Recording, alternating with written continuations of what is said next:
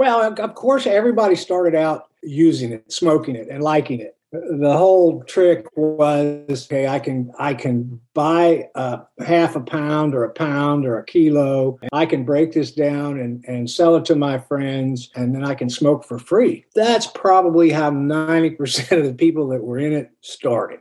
Just wanted some good old free pot. Our geographic location on the border being what it was very tempting to take that pound and turn it into 5 pounds or 10 pounds. And the border was wide open. Welcome, all you wiretappers out there, back here in the studio, Gangland Wire. And I have a most interesting show today. Kim Schweidel. Did I pronounce that right, Kim? Yes, sir. Well, thanks a lot. Kim, guys, I started down a path. I like to do stories and take deep dives onto things and into things. And I started looking at this whole, the killing of Judge Wood and by Woody Harrelson's dad, Charles Harrelson, and the Jimmy Chagra thing. And so I started looking at this guy named Jimmy Chagra, and he was this, I think it was Lebanese heritage out of El Paso, and he was supposedly this huge drug smuggler. And then I find out he has this whole life up in Las Vegas, and he's spending millions and millions of dollars gambling in Las Vegas. And I thought, this is a heck of a story. And I got into it. I was noodling around on the internet, and he supposedly, Jimmy and his brother Lee had something to do with it. Maybe we'll find out today.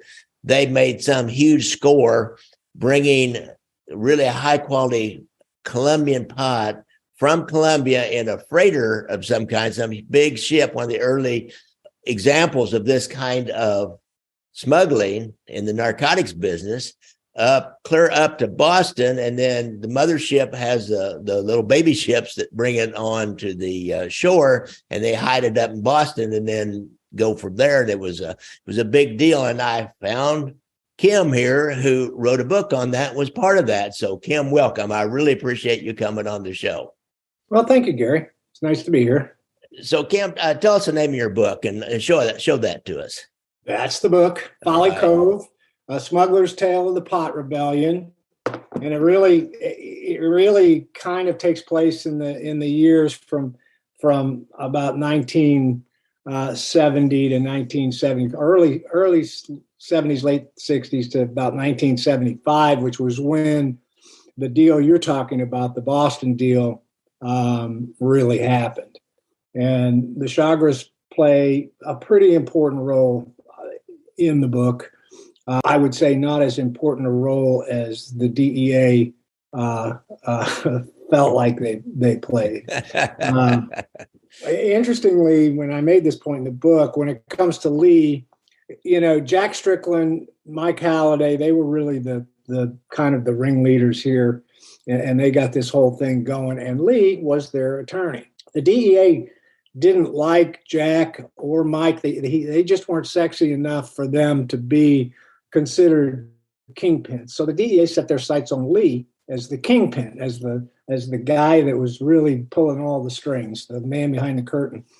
But Lee was an attorney. He was a drug lawyer. There was no reason. He was making so much money as a drug lawyer. There was no reason for him to dirty his hands, in the day-to-day nuts and bolts of the business. And he was not that guy. Although they spent years and years and millions of dollars trying to prove it. Yeah. They never did. They never could. And Lee, no doubt he crossed a line or two, but he was strictly a lawyer. Interesting. Now, let's start back. How did you get into this business? I've read some other accounts of people, and it was like out of the 60s, as marijuana became more prevalent in the United States, there became more demand for it. They started out with mainly Mexican marijuana because, what we had, at least in Missouri, is what they call ditchweed. And it really didn't have enough THC to get anybody high. But, those people spent time in Missouri State Penitentiary for that ditchweed and never even got really high other than the beer they were drinking or wine they were drinking along with it. But these guys down on the border, they had these connections into get the really good Mexican pot at the start of this. And as that started coming up north, and finally they brought seeds up to Northern California, I think. But initially the good pot came from Mexico. And so this is the early days when everybody was, a hippie and having fun. It was peace, love, the summer of love in San Francisco. So tell us a little bit about that time in your life. And you must have been part of that, the hippie generation that got into this. Well, of course, everybody started out using it, smoking it, and liking it. And the whole trick was, okay, I can buy half a pound or a kilo, and I can break this down and sell it to my friends, and then I can smoke for free, essentially. That's probably how 90% of the people that were in it started. Just wanted some good old free pot. Our geographic location on the border being what it was very tempting to take that pound and turn it into 5 pounds or 10 pounds. And the border was wide open. You could drive a truck across the border and for hundreds of miles. There's places where you can drive a truck across the border. So that's kind of how it started. The interesting thing, Mike and Jack were partners. And Mike Halliday is the guy that really kind of plumbed the border, because he got in with the grandson of La Nacha. La Nacha was a grandmother who literally ran the entire northern Mexican drug trade. Yes, her stock and trade was opium, heroin. She ran things. She lived in Juarez. She lived in the barrio in Juarez. Well, her grandson, Hector, became friends with Mike. Hector controlled the growing fields in Sinaloa. Now, La Nacha, she didn't really like the pot trade because it's big, it's bulky, it's hard to deal with. She didn't think there was that much in it. All of a sudden, she noticed her grandson was, racking up millions of dollars. And so that changed things. But it was the connection, Mike's connection to Hector, that really got things going, turned it from buying a pound or two, a couple of 100 pounds in a truck coming across the border. Then the DEA decided that they would put checkpoints within 100 miles of every border. So once you got it across and you were going to move it, you had to move it through a DEA checkpoint, and that was no good. So then airplanes came in, and we started landing airplanes on highways in New Mexico outside the 100-mile limit. And, you could get 1,500 pounds on an airplane, or probably more like 800 or 900 pounds on an airplane. And that went on and was quite successful for a long time. And it wasn't until the Mexican growers down there, they would yank it out of the ground and replant, yank it out of the ground. They didn't do anything to enrich their soil. They didn't do anything to make the crops better. And pretty soon the fields just got played out. And that's when we went to Colombia. As people wanted Colombian after that. And so that's when Jack really and Jimmy Chagra, to an extent, made that Colombian deal happen. So what was your part in this, Kim? How did you get into this? I mean, guy just doesn't get out of high school and go take a undergrad course in pot smuggling and that kind of thing. Well, yeah, I grew up around. I grew up friends with Jack. I knew what Jack was doing. That's in El Paso. I was working in. Was that in El Paso? I was working. Yeah, I was working in advertising at the time. And my agency merged with another agency, and they had a copywriter, and so I was unfortunately let go, and I needed a job. Jack said to me, "I got something big cooking." This was right before the Colombian deal. He said, "I got something big cooking. Come on." And like I said, we were friends. I knew Mike very well. All the guys that were involved were friends. So I said, okay. I got involved with Jack and did a couple of airplane deals. And the next thing I knew, I was in Boston. And I was not I was not a planner. I was not a part of the brain trust of this, although Jack Jack and I were pretty close. But I was muscle at that point. I was just kind of a worker bee, and it was one of the great experiences of my life. I thoroughly enjoyed it. It was really exciting. It was really fun. Nobody got hurt. It was really a good time. Now, it's my understanding that back in those days, people would just front marijuana, and then you would eventually get paid. Exactly. Mike was the guy that ran the Mexican side of it. Jack really was the guy that ran the distribution side of it. Okay. So most of the customers were Jack's customers. There were 3 or 4 main ones. And yeah, most of those were dealt with.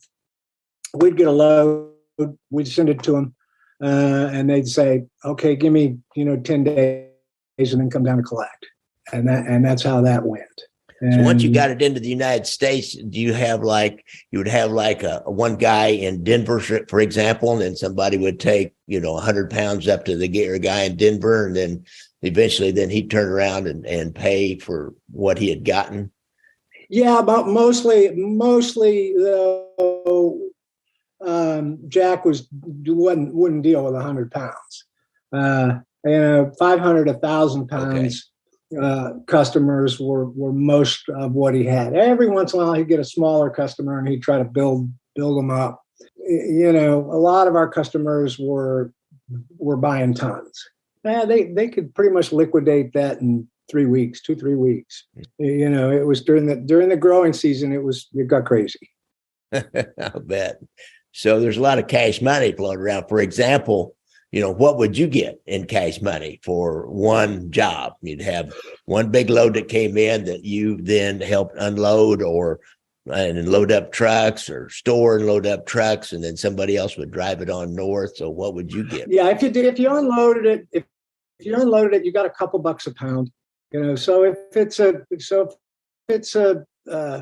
airplane load, it's 800 pounds on an airplane, and you do 2 airplanes at a time, sometimes 3. Yeah. They'd be circling around overhead, come land on the highway, you unload it, and then another one.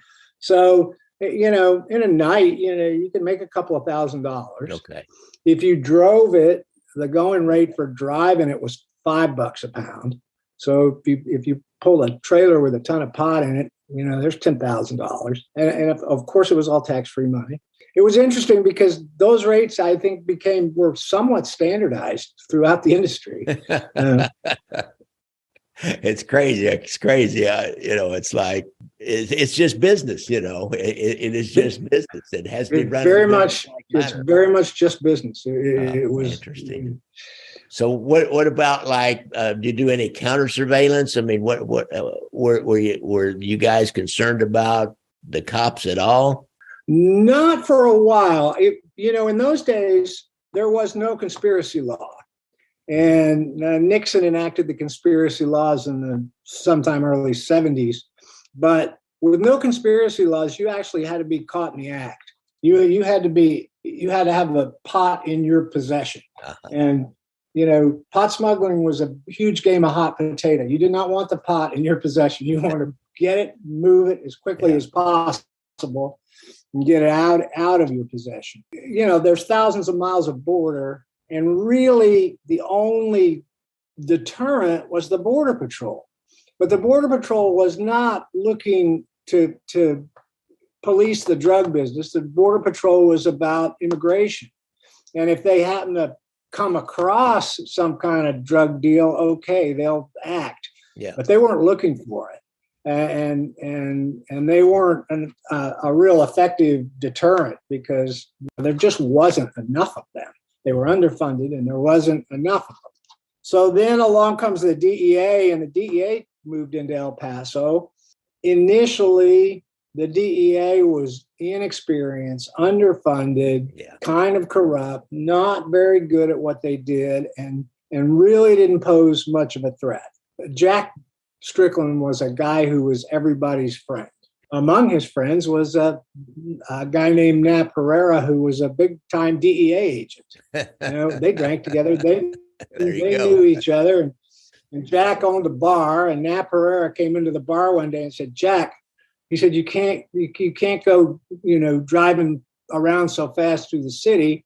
I got guys that are trying to follow you, and you're driving a Jaguar XKE, and some of these guys are going to get killed trying to keep up with you. You got to slow down.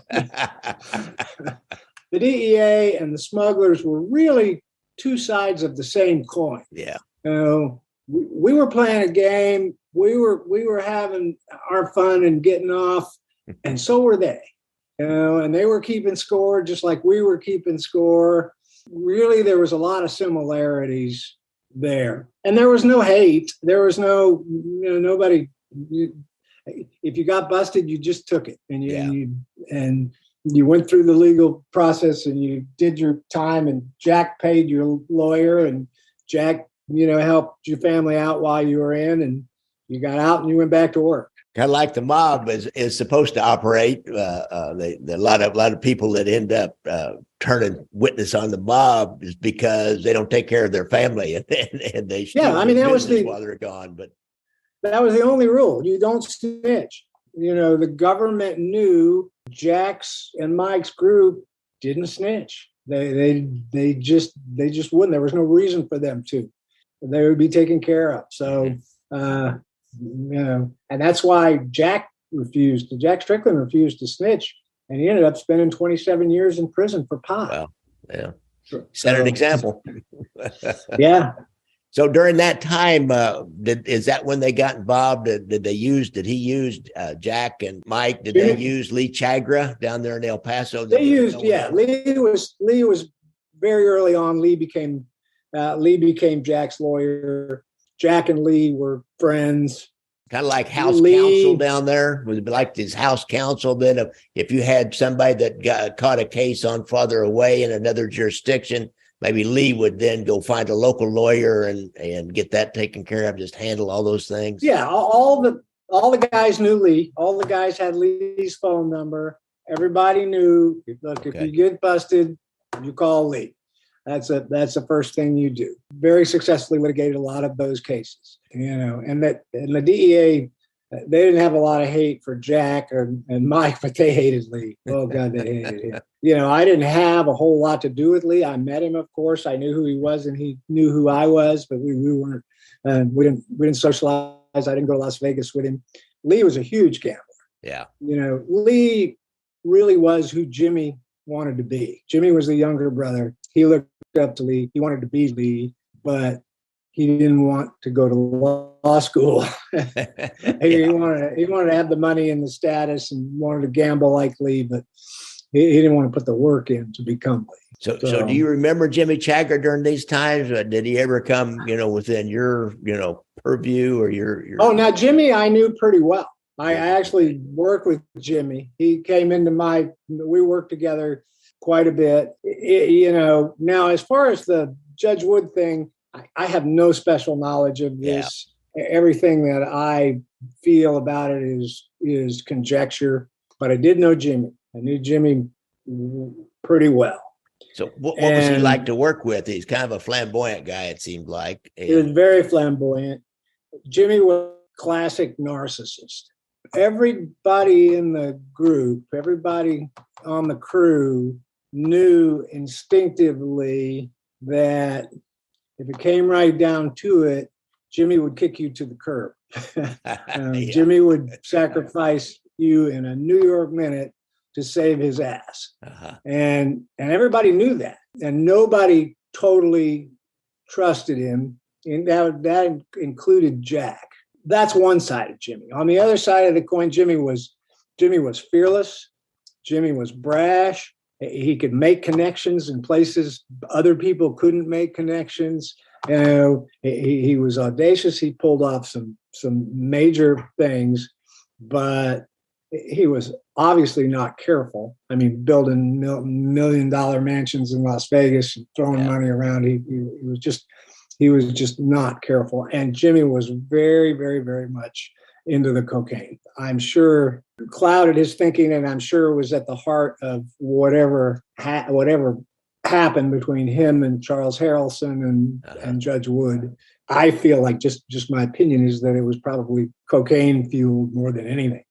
Jimmy got coked up, shot off his mouth, Charles Harrelson was probably there, coked up, and said, "Oh yeah, okay, far out, I'll do that." Yeah. And the next thing you know, that's kind of what I'm reading between the lines of the study I've done on it. That it was one of those deals because Harrelson was those kind of guys. But going back to Jimmy, man, so what he brought to the table, Jack and Mike, they had their own like organization going, kind of a well-tuned little organization where a lot of people were not dependent on them, but owed them their loyalty, had loyalty to those guys. And then Jimmy Chagra, did he have his own separate organization, or was he part of that? What did he bring to the table for you guys? He had a few guys that he brought in.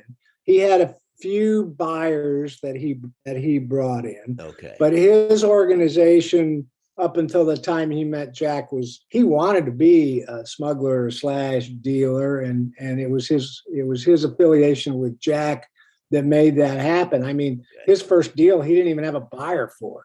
He took a load to Pittsburgh and found a buyer on the street, which was a very, very, very Jimmy thing to do.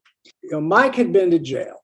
Mike had gotten busted on a snitch. Jack got busted in New Mexico by the game wardens. They thought he was poaching antelope, and he had a trailer full of pot. Jack and Mike, neither one of them could do anything about putting a Colombian load together down in Colombia, but Jimmy could. That's why Jimmy came in. Jimmy spoke perfect Spanish. He was ballsy enough to go down to Colombia and find a load, and he did. And all credit goes to him for doing that. The whole thing wouldn't have probably happened without him. The crew, as far as I was concerned, was completely loyal to Jack and to Mike. And Jimmy was just kind of out there. He did play an important role in the deal. There are a lot of people that believe that it was all Jimmy's deal totally, but that's not true. Yeah, Jack was able to distribute. When you look at Jack distributed more of the pot. Yeah. Go ahead. When you read about this and you try to learn about this whole scenario back then, it looks like it's all Jimmy Chagra. Jimmy Chagra is this, Jimmy Chagra that. He has this big smuggling operation and all that. And as I got into it and I found a blog piece that interviewed you and some other things, I realized that Jimmy Chagra really fell in with some other guys. But he did put that Colombian connection together. And what I'm hearing you say is the Mexican pot was not as good as it once was, and maybe not as plentiful, and certainly not as good. But the Colombian was. Is that what you're saying? It's like anything in the free market. Our customers were asking for Colombian. They're saying, "Look, I can't move this Mexican pot. You can give me all you want, but it's going to take me months to sell it because people don't want it. People want Colombian." Jack got that message loud and clear. It's a testament to him, I think, that he and others that were involved pulled off this whole Colombian deal while they were after they had been convicted and they were waiting to go to jail. I mean, they were all going to jail. And Jack, had a baby coming and a new wife, and he said, I ain't going to jail broke. And he pulled this deal off. He pulled it off. So let's talk about the deal, the Folly Cove deal, which is okay. The book's about, some of this, but it's really about the Folly Cove deal, which is the historic movement of what is the Steely Dan song, the Fine Colombian. It was in the popular culture to get the Fine Colombian, and so. The Brit pull off this Folly Cove deal, which was historic. It was kind of the first of a kind, I think, that I know of. So tell us. I believe it that. Was. Yeah. Best I could tell, Jimmy goes down and he puts it together, and they get a freighter. But boy, after that, it's quite a story. That whole freighter deal. It's quite a story, and you got to talk. It's real interesting. The guy that went down there was a guy named Ralph Armendariz. Ralph's a former Marine. He was a friend of Jack's. Again, another one of Jack's guys. It was Ralph Armendariz that went down there. He got totally embedded with the Colombians. He saw to the loading of the freighter. the weighing of the product, the loading of the freighter, and he rode that freighter all the way from Colombia to Boston. The interesting part of it, I didn't know Ralph that well. I saw him when the third night of unloading, he got off the freighter, and I talked to him, just said, "Hey, brother, how you doing?" And he said, I need a shower. He took off for the shower. Yeah. It wasn't until I started interviewing him for the book 20, 30 years later that I really got the whole story. I never heard the whole story of how it went down there and what happened on that boat. Yeah. And what happened on that boat was just a goat, if you'll pardon the expression. I mean, first they realized like 2 days out that all their fresh water had leaked away. They had no fresh water. And then there was a fire on board the boat. And then they ran into the middle of typhoon season. The boat was so old it could only make about 8 knots. It was just an incredible part. I've since become really good friends, and he remembered the whole event really well and really told the story well. That part of it, folks, you got to get this book. Just that part of it is a heck of a story. The trip north. Oh, it really is. And we were in Boston at the time, and we were becoming pretty dispirited. Most of the crew, we were living in a house, sleeping on air mattresses on the floor, eating fast food. And we would go every night. We'd go to the glass house and we'd set up and we'd sit and we'd wait. And we'd sit and we'd wait, and then nothing happened. And we'd go back to what we call the barracks, do it again the next night. Now, like the glass house, by the glass house, would you have like a window that looked out over the ocean? You got someplace that somebody could come right up and offload bales of marijuana. And so describe that. Well, we called it the glass house because it was seemed like it was glass on about all 4 sides. And it was kind of like this little beacon it was up on a hill, up a rock cliff. And this was where Mike came in, we built a pier down at the bottom of the cliff, a wooden pier. And then we rigged a cable and pulley to go up to the top. And we had nets, and we could put about 3-4 bales, which was maybe 200 pounds, in the nets. And then guys would haul them up the hill. And that's how that was done.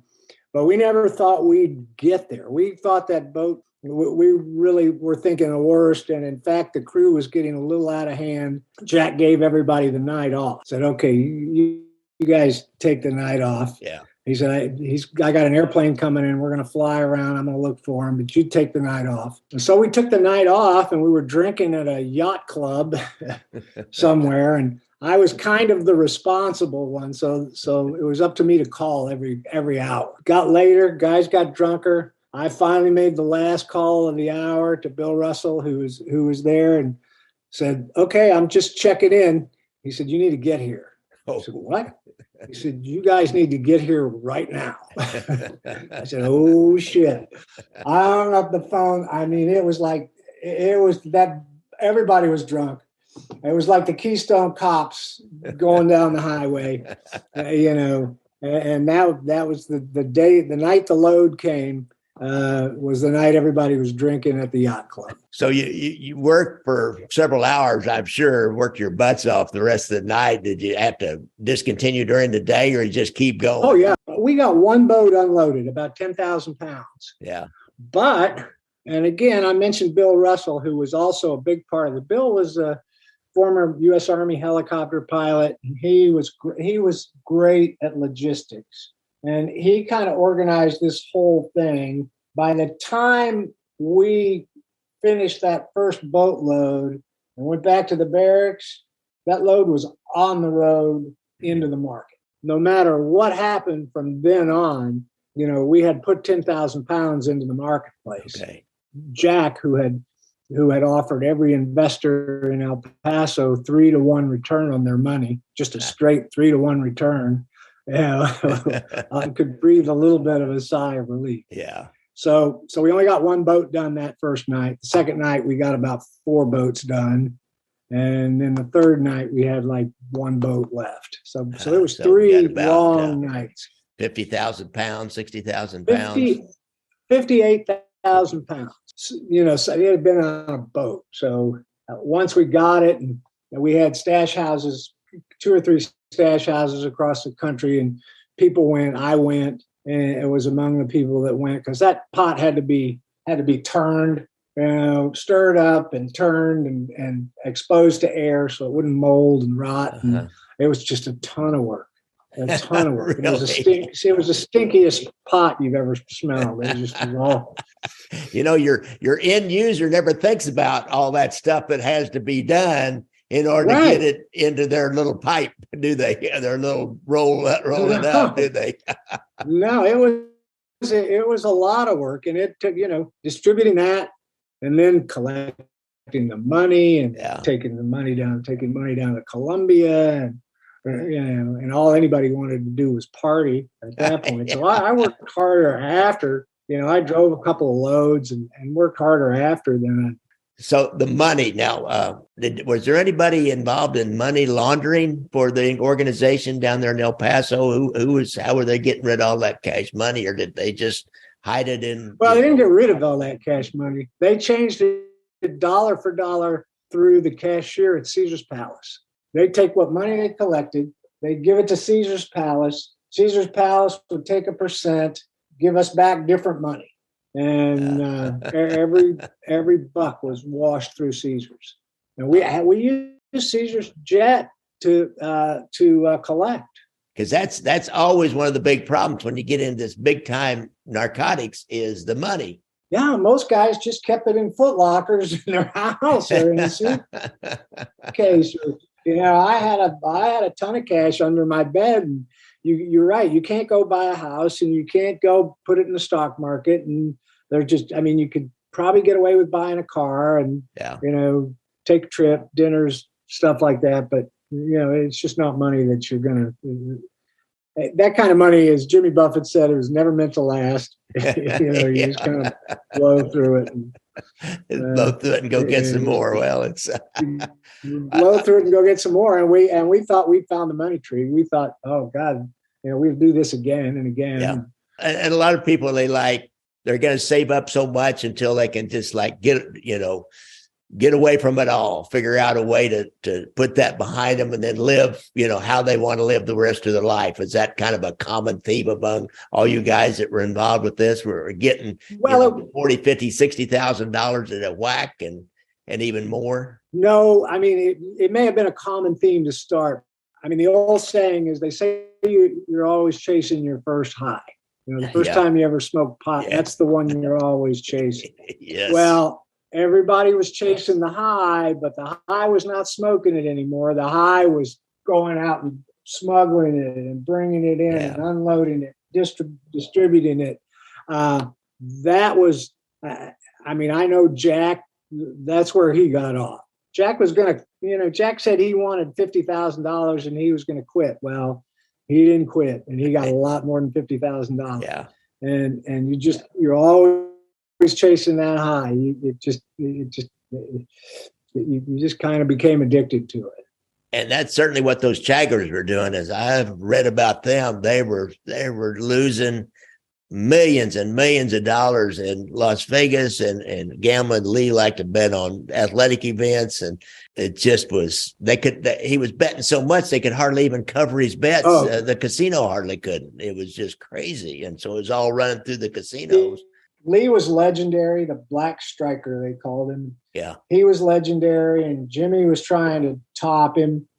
Jimmy was just, between the gambling and the cocaine and everything else, I think he was just out of control. And it was just a matter of time before they got him. They had the DEA had him in their sights, and they did get him.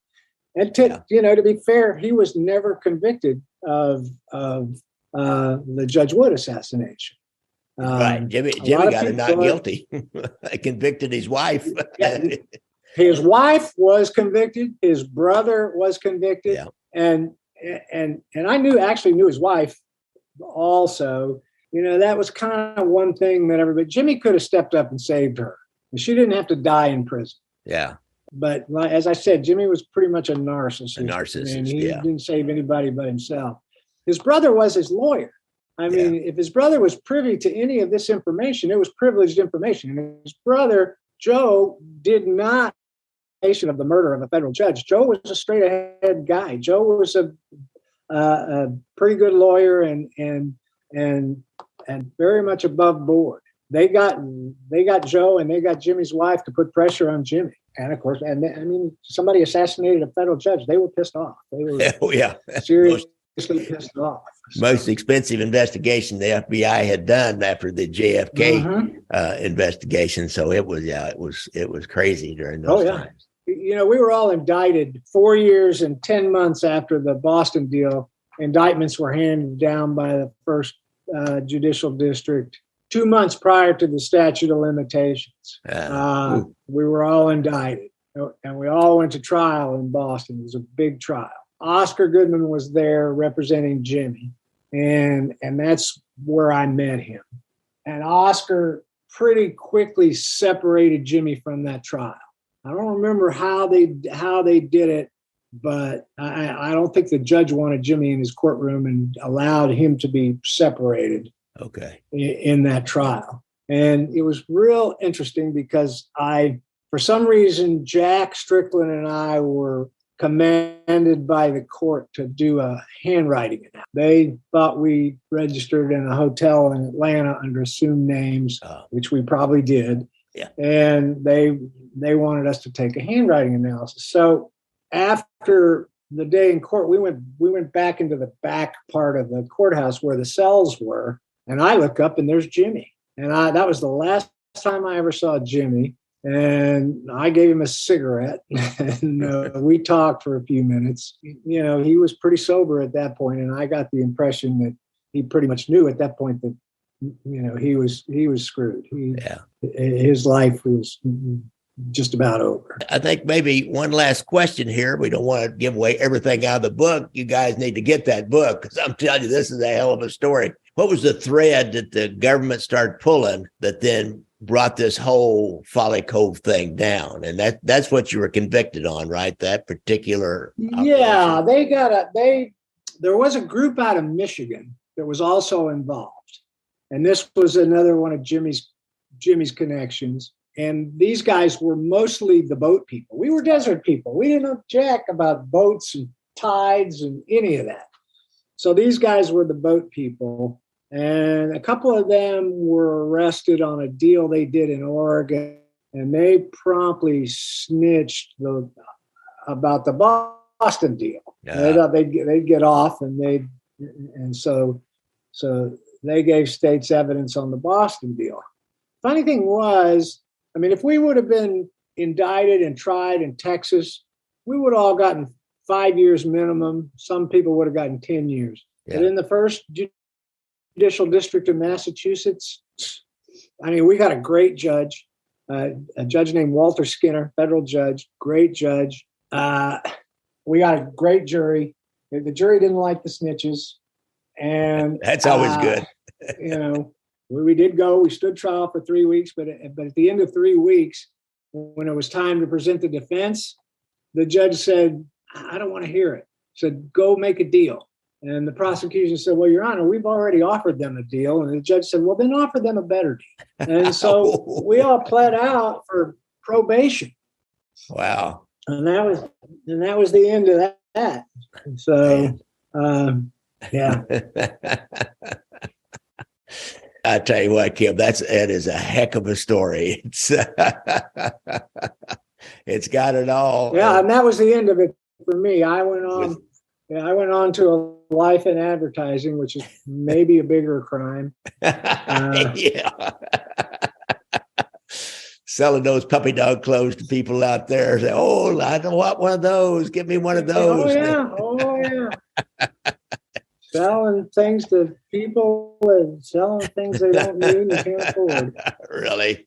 Well, this has been great, Kim. I really appreciate you coming on and helping enlighten us and be sure and get that book, folks. It's Folly Cove. Let me have to look this that down. book, Folly by Cove. the way, is that book. There it is, and it's on Amazon. Amazon, and Kim, it's really been great having you on here. I really appreciate you coming on. Thanks a lot. Thanks for having me, Gary. So guys, don't forget, I ride a motorcycle, so look out for motorcycles when you're out there. And if you have any problems with PTSD, or you have any friends or relatives or anybody that's been in the service, go to the VA website and they have a great hotline number. So thanks a lot, guys. This has been a heck of a story, and check that book out. Thanks, guys. Book out. Thanks, guys. Book out. Thanks, guys. Book out. Thanks, guys.